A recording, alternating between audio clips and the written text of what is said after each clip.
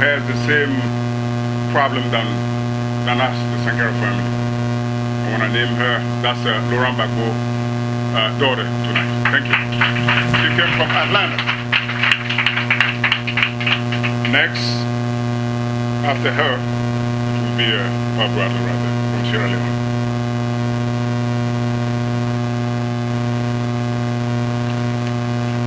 Good evening, everyone. My name is Marie Singleton, daughter of President and First Lady Laurent Gbagbo. It's a privilege to be here. I didn't expect to have to say anything, but I will.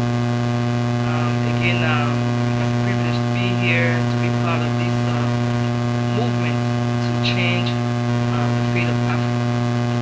We, like the sister said, we're not going to continue to sit and let things happen. We have to rise up, and we have to take the battle that our parents and our family members started. They believed in something, and even though Thomas Sankara is dead, we can see that his spirit and his ideas and his vision is still alive. So let's change this, let's materialize this vision into something that will bring a definite change into Africa. When I was watching the video, part of it, it felt like they were talking about Côte d'Ivoire at some point. When they said after Sankara was killed, his family was terrorized and the houses were ransacked and searched. It's the same process, it's the same system that has been in place in Africa. And we should say enough. It's really time for us to rise up and take the lead. You know, that Brother Nyaka said, it'll cost some lives. But guess what? Sankara wasn't afraid of the cost. Gbagbo was not afraid of the cost. He's still sitting somewhere in the north in some type of jail, whatever we want to call it. But they were not afraid. And all countries in this world had to go through a difficult time, but they had to pave the way to their development and to their freedom. So we truly have to rise all together and carry this vision on, because it all depends. It's for our countries, it's for our children, it's for the future generation, and by the grace of God, it's for ourselves today.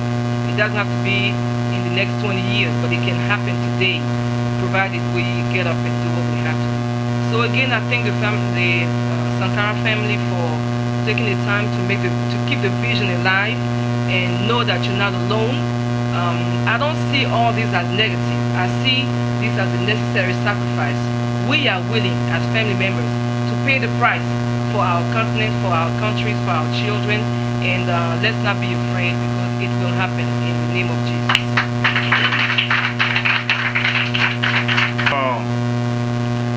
Yes, it is difficult, but we need to consume what we produce.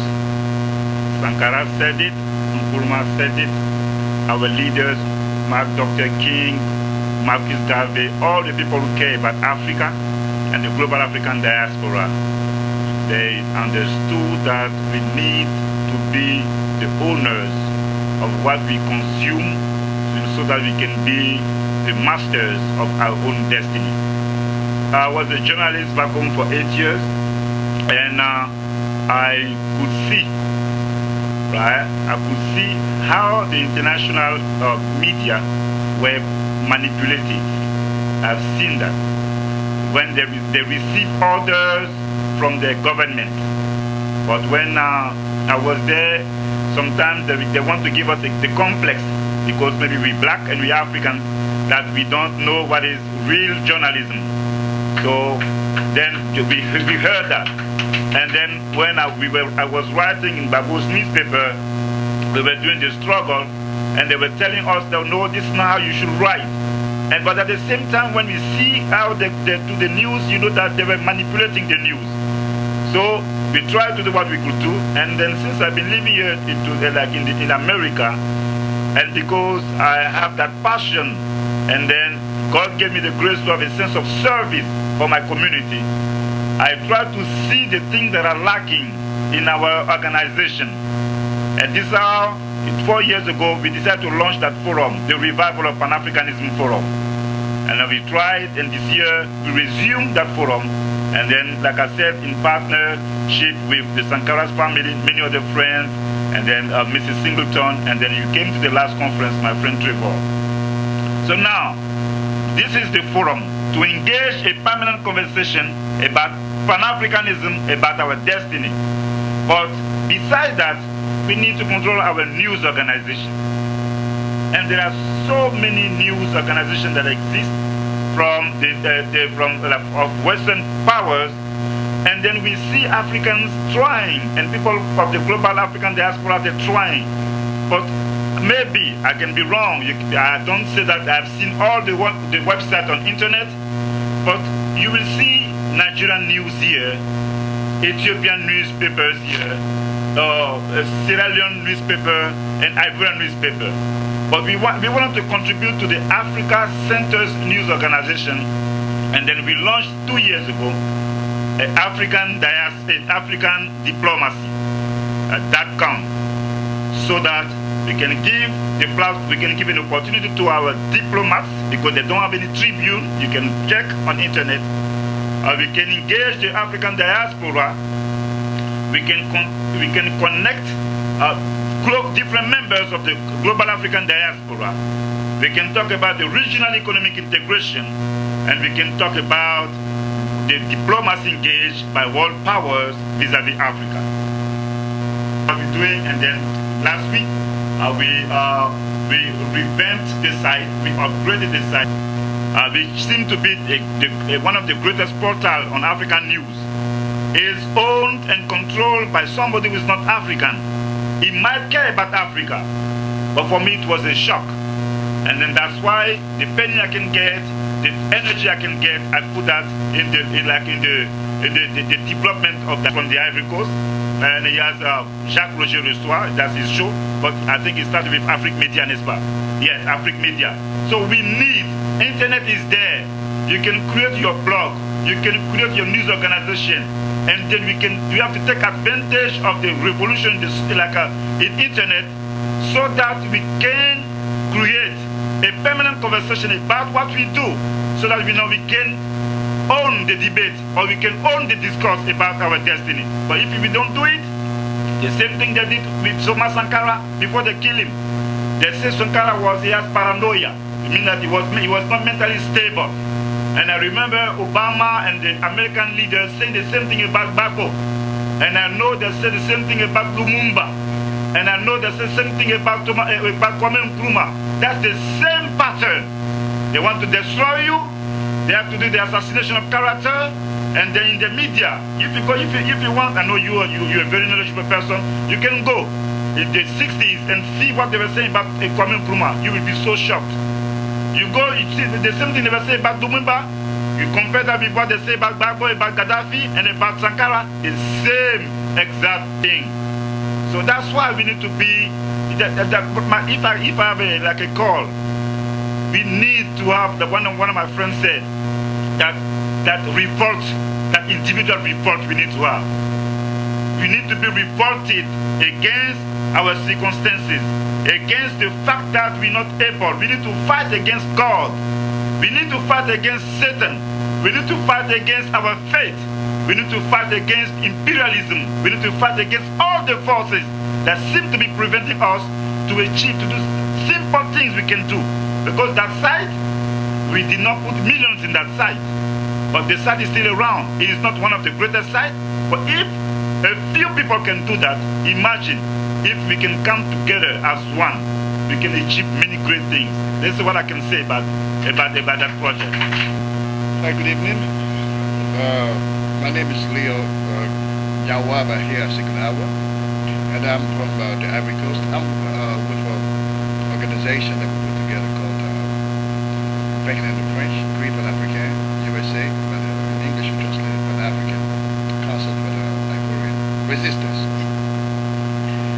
I'm very thankful to the Sankara family for organizing this event here. I live in Burkina Faso in 87. I went to school up there. And I actually lived in a family of Alassane Ouattara in Bobo Dioulasso. So it really touches me because they're very nice people. My experience in Burkina Faso, I won't be long. when I traveled there, coming from Ivory Coast, at the time, Burkina Faso was presented as a backward country. Sankara was presented as somebody that was not in touch with reality. But when the train that I was on crossed over the border, I never felt safer like I ever felt in my life. In Ivory Coast, it was total insecurity. You have armed banditry that was completely fear. Even during traveling, the bandits will attack trains and buses. So it was a fear to travel. I had my money in my, you know what I'm saying, my underwear, and my mother said, well, look, be careful. Because the bandits would get on the train and basically just like the flowers. But when I traveled, when the train crossed the Alderaba River, and we were at the Burkina Faso frontier, you had all the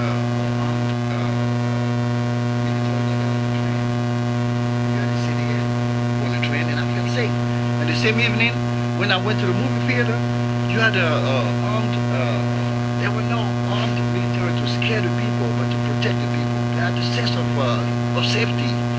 And I'm here this evening to tell you that what's happening in Africa today, what's happening in Africa today is sickening because it's the same tactics that they're using. The same tactics. It's like they keep doing the same experiment with us, and I'm getting emotional. That's the point I'm coming to. Why are they always successful in manipulating Africans and in destroying our, what you call, progressive leaders? You know what the problem with Africans is? Our mentality. That's all the problem is.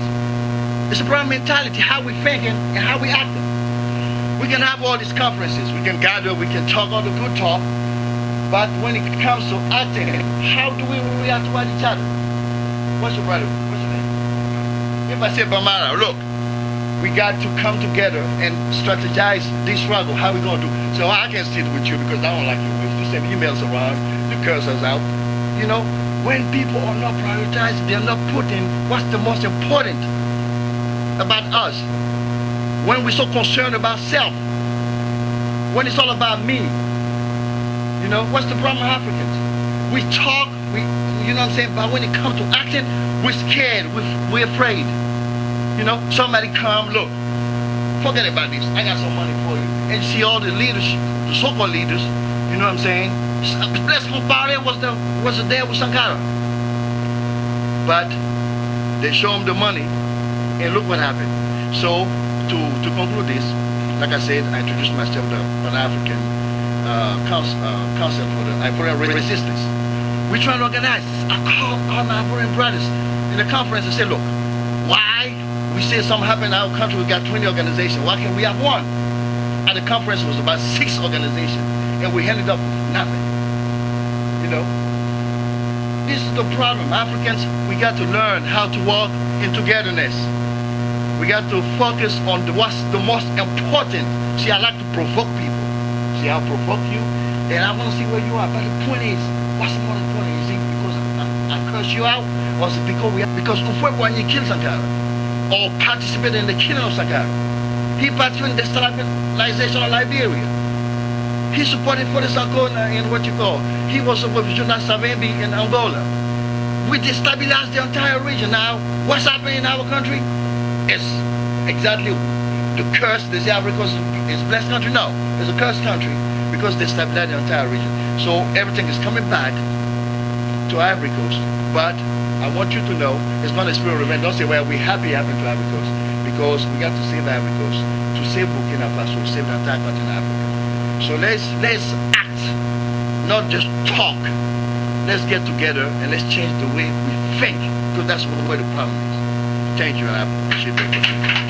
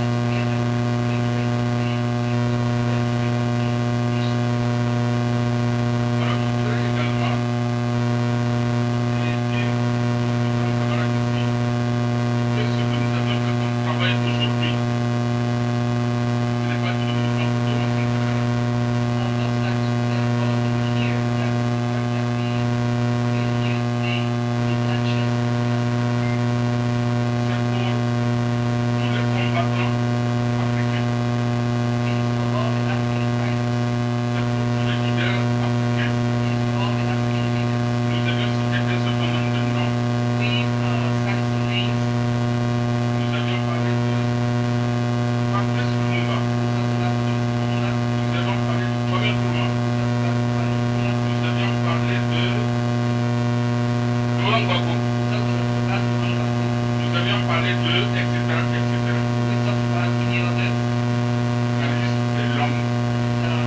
No. Donc sachez que nous ne parlons pas d'une seule personne. So know that we're not talking about only one person. Mais à chaque fois qu'il y aura l'anniversaire, soit de la destruction ou de la mort d'un des leaders, Every time that there will be an anniversary about the assassination or destruction of one leader, que nous ayons le courage de nous retrouver pour qu'ensemble nous réfléchissions sur l'avenir. let's have the courage to meet, to get together, to reflect on the future. Aujourd'hui, nous parlons de Thomas Sankara. Demain, ça va être peut-être. Je ne vais pas donner de nom. Voilà, donc chacun comprend. So we're talking about Sankara today, but tomorrow it will be something else. Donc je tiens au nom de la famille dire merci à tout le monde parce que je ne peux pas faire des témoignages, ça va être long. And again, in the name of the family, I'd like to thank all of you. I will not give a testimony because it will be too long. Et moi je suis son petit frère, donc moi j'ai vu. And I'm his younger brother, and I've seen a lot. Les autres ont vu, mais moi j'ai vu plus que. The other ones did see something, but I saw more than him. Peut-être qu'on peut dire avoir que c'était un maître qui So some of you probably will have to let me write a book. Donc pour cela je tiens à vous dire merci et vous souhaiter bon retour dans vos familles respectives. So I thank all of you again, and I wish you a safe return to your Et une bonne reprise pour demain, pour ceux qui travaillent demain ou le lundi. Je vous remercie. Jour qui vous rappelle tant de choses sûrement négatives. Alors je dirais que dire en quelques mots les souvenirs qui me reviennent à l'esprit sur les 24 ans de l'assassinat du président Thomas Sankara, ce serait une tâche, j'allais dire, difficile. Mais néanmoins, je tâcherai de faire un effort pour vous dire que lorsque j'évoque le nom de Thomas Sankara, 24 ans après, c'est comme si c'est des souvenirs qui me rappellent la mort de Thomas Sankara un an après. C'est comme si c'était hier que nous l'avions perdu. Donc vous comprenez, 24 ans après, c'est toujours la même douleur, la même peine que je ressens. Merci.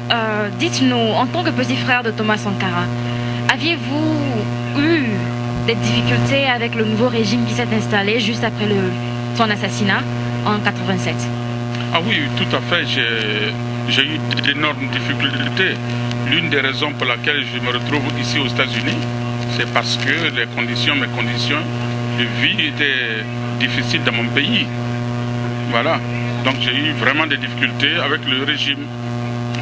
Pouviez-vous nous dire en quelques mots quelles étaient vos relations personnelles avec votre frère? Étiez-vous aussi actif politiquement que lui? Oui, contrairement à ce que les gens pensent, moi j'étais très actif politiquement parce que je me suis engagé sur la même voie que Thomas Sankara avant de savoir que Thomas Sankara épousait aussi les mêmes idées que moi. Quand j'étais encore tout jeune, avec certains camarades, et nous avions bénéficié de la formation politique et idéologique avec des aînés qui sont toujours à Ouaga. Et je ne savais pas que Thomas Sankara, étant élève officier, était sur la même voie que moi. Mais lorsque je l'ai su, c'était tout un bonheur pour moi. Depuis votre exil ici aux États-Unis, quelles actions menez-vous pour rendre justice à Thomas Sankara et aussi pour assurer un avenir meilleur aux populations burkinabè qui, comme nous l'avions appris cette année, ont eu à passer des moments très difficiles? Oui, il y a d'abord la justice que nous avions souhaitée au niveau de la famille pour Thomas Sankara, et des actions ont été menées au niveau du Burkina, de la justice burkinabé, mais nous avions rencontré des difficultés à ce niveau et c'est ainsi donc avec le collectif des avocats, parce qu'il y a un collectif qui s'est constitué et qui a bien voulu nous appuyer dans cette tâche et qui poursuit le dossier au niveau même des Nations Unies. Beaucoup disent que Thomas Sankara a été assassiné par M. Blaise Compaoré, d'autres disent que Thomas Sankara fut assassiné par la France. Quelle est votre position, si je peux vous le demander? Comme des aînés l'ont dit au Burkina, au lendemain du 15 octobre, lorsque Blaise Compaoré a voulu nier être mêlé à l'assassinat de Thomas Sankara, la seule question qui a été posée, c'est à qui profite le crime. Si Blaise Compaoré n'était pas mêlé de près ou de loin, aujourd'hui allait être peiné au même titre que nous, parce qu'étant un frère à Thomas également. Mais, curieusement, il se retrouve comme président du FASO depuis 24 ans. Je vous remercie beaucoup, Monsieur Sankara, pour votre témoignage et vous remercie de répondre à nos questions. Si vous avez un mot de fin, dites-le nous. Et aussi, quel message avez-vous pour la nouvelle génération africaine qui essaie aussi de se libérer du joug de l'impérialisme et aussi de permettre la libération totale de l'Afrique des jougs des puissances néocolonialistes et des régimes despotiques en Afrique? Alors, comme mot de la fin, moi je voudrais juste inviter les médias africains, les médias, en tout cas qui travaillent dans le même sens, de continuer toujours le combat parce que ce n'est pas facile. Ce n'est pas facile. Je sais que vous n'êtes pas rémunérés. Et puis les Africains qui se retrouvent aujourd'hui aux États-Unis, la plupart sont venus pour chercher de l'argent. Les questions politiques les intéressent peu. Mais je voudrais vous inviter à persévérer dans cette tâche parce que l'avenir nous appartient tous et je pense que c'est au bout de l'effort qu'on pourra décrocher les victoires. Je vous remercie beaucoup, Monsieur Sankara. Merci. La fille du président de la Côte d'Ivoire, Laurent Gbagbo, et de son épouse Simone Gbagbo. Nous sommes heureux de vous avoir ici ce soir à la commémoration de l'assassinat de l'ancien président du Burkina Faso, Thomas Sankara. Dites-nous, quand vous voyez un leader comme Thomas Sankara que les gens célèbrent aujourd'hui, quelle comparaison faites-vous entre lui et votre père, Laurent Gbagbo? D'abord, merci pour l'occasion que vous me donnez de parler à votre micro.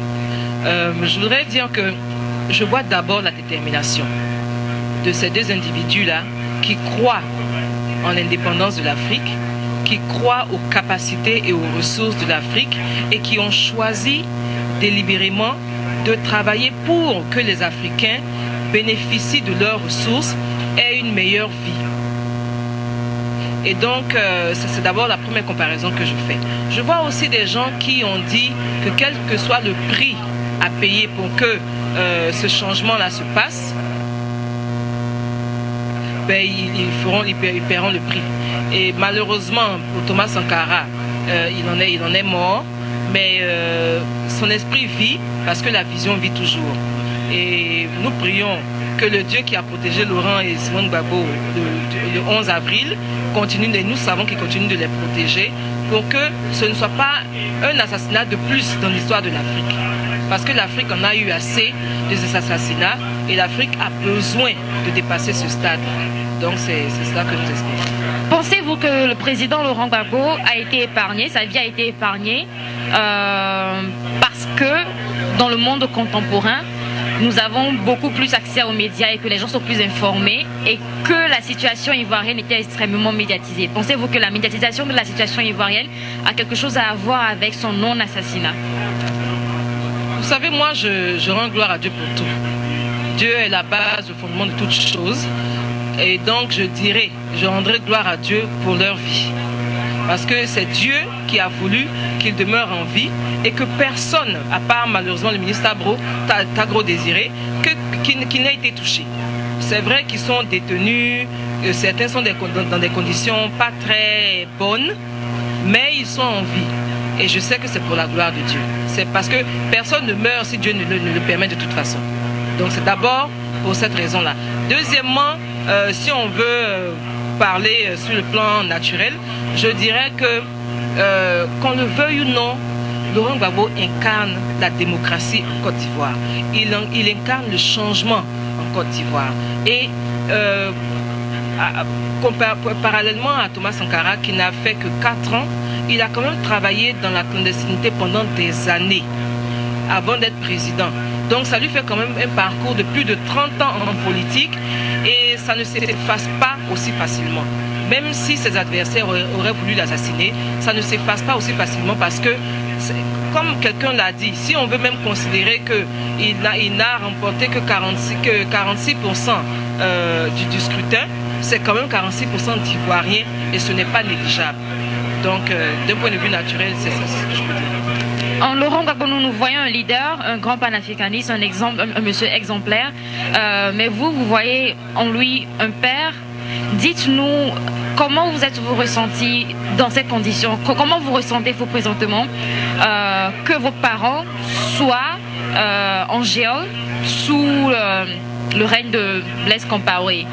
Quels sont vos sentiments, quelles sont vos appréhensions, qu'avez-vous vécu et qui sont ces personnes-là qui vous essaient de soutenir depuis que cet événement tragique est arrivé?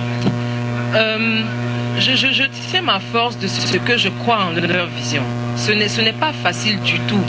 Même pour avoir parlé à certaines personnes qui étaient aussi bien dans la résidence ce jour-là qu'à des personnes qui étaient dans la ville et qui ont entendu les bruits des bombes et tout ça, quelque chose que les gens n'ont jamais expérimenté en Côte d'Ivoire, ce n'est pas facile. Et pour nous, ça a été une période longue parce que personne ne savait comment ça allait finir. Bien sûr, il y a la prière et on a espéré, on continue d'espérer, mais ce n'était pas facile.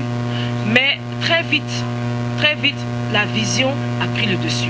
Le combat a pris le dessus. Parce que je dis que nous avons grandi dans un environnement de combattants. À la maison, depuis que nous étions enfants, c'était des réunions, c'était des meetings, c'était des marches, c'était des campagnes. Donc ça fait partie de nous, ça fait partie de notre trempe. Et donc nous raisonnons avec ça. Nous ne raisonnons pas sur la base des émotions. Nous raisonnons sur la base du combat. Et si par le passé, pour moi en tout cas, je n'ai pas eu d'activité politique, je n'ai pas eu de désir particulier de faire de la politique parce que je suis plus portée sur le service et sur le social. Mais aujourd'hui, vu la tournure des événements, il y a ce changement-là qui s'impose.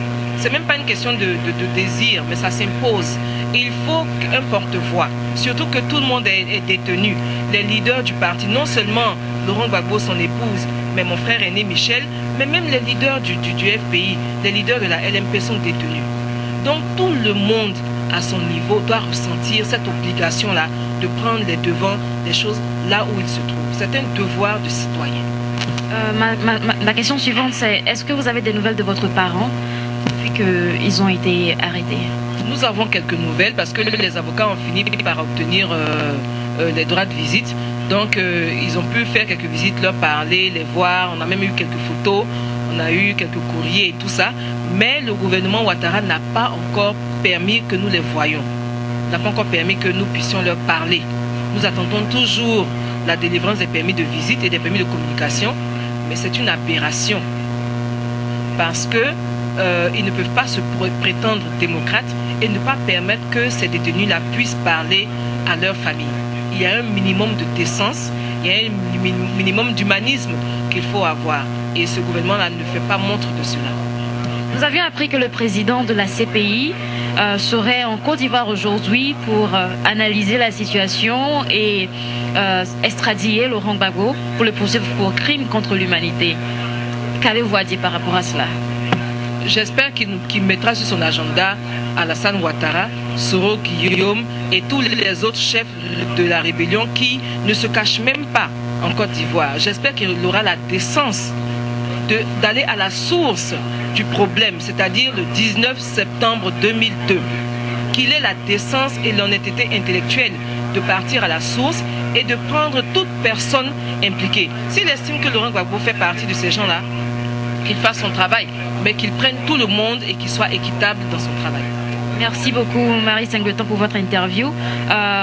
On peut dire que vous ressemblez à votre mère, aussi bien spirituellement que physiquement, et nous apprécions votre combat. Qu'avez-vous à dire comme mot de fin à la jeunesse africaine, à tous ces jeunes qui admirent vos parents, qui souhaiteraient mener des actions aussi bien pour sa libération, mais aussi pour la réalisation de ses projets, de sa vision? Je leur dirais qu'une porte a été ouverte. Parce qu'il n'est pas dit que c'est Laurent Gbagbo et Simone Gbagbo seuls qui doivent combattre pour ce pays. Ils ont ouvert une porte. Nous avons pu obtenir la démocratie grâce à leur combat. Mais aujourd'hui, tout le monde est invité à jouer son rôle, sa partition, là où il se trouve. Ça commence par l'intégrité, Ça commence par la discipline, ça commence par la détermination. Chacun à son niveau. Il faut que nous rejetions cet esprit de division, cet esprit de querelle et cet esprit de traîtrise qui permet que certains d'entre nous acceptent de servir les intérêts des autres pays plutôt que les intérêts du peuple ivoirien et du peuple africain.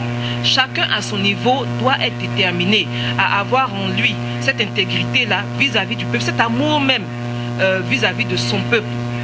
Et donc, c'est comme ça que nous allons fermer la porte à l'impérialisme, c'est comme ça que nous allons fermer la porte à ces envahisseurs.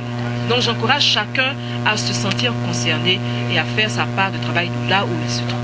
Merci beaucoup pour vos mots qui sont extrêmement optimistes et aussi nous inspirent. J'espère avoir encore l'opportunité de discuter avec vous. Passez une excellente soirée. Merci.